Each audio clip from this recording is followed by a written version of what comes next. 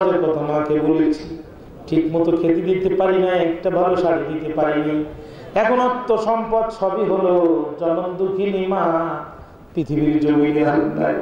আজকের মাহফিলে মাথা নিচু করে দুই চোখে পানি ফেলে মায়ের জন্য দোয়া করলাম, আল্লাহ মেহেরবানি করে মায়ের কবরকে জান্নাতের বাগান বানায় দাও। রাব্বিরহামহুমা কামা রাব্বায়ানি সগীরা, রাব্বিরহামহুমা কামা রাব্বায়ানি সগীরা। রব্বুল আলামিন আমাদের মধ্যে যারা সুস্থ করে দাও, কন্যাদায় পুরুষদের কন্যাদায় মুক্ত করে দাও। আল্লাহ তাআলা আমার মামা ডাক্তার সাহেব দোয়া হাত তুলেছেন, আল্লাহ মেহেরবানি করে তাকে কবুল করে নাও, হায়াতকে দারাজ করে দাও।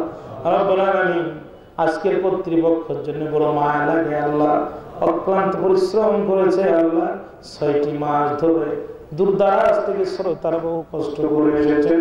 রব্বুল আলামিন তুমি প্রত্যেকের মনের নেক মাকসাদ পুরা করে দাও, প্রত্যেকের অভাব দূর করে দাও, মনের কষ্ট দূর করে দাও। ছোট্ট সোনার বাংলা হাজার হাজার আলেমকে আল্লাহ তুমি হেফাজত করো। আল্লাহ এদেশের মসজিদগুলোর আযান বন্ধ যেন না হয়।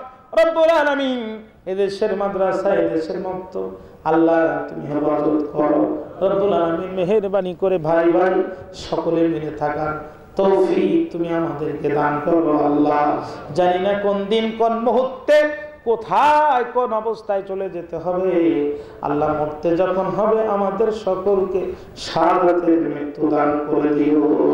রব্বুল আলামিন আমরা যখন শহীদ হয়ে যাব, শেষবারের মতো যখন আমরা মারা যাব, জবান দিয়া তোমার তাওহীদের মধুর বাণীটা উচ্চারণ করায় নিও, লা ইলাহা ইল্লাল্লাহু মুহাম্মাদুর রাসূলুল্লাহ। আসসালামু আলাইকুম ওয়া রাহমাতুল্লাহ।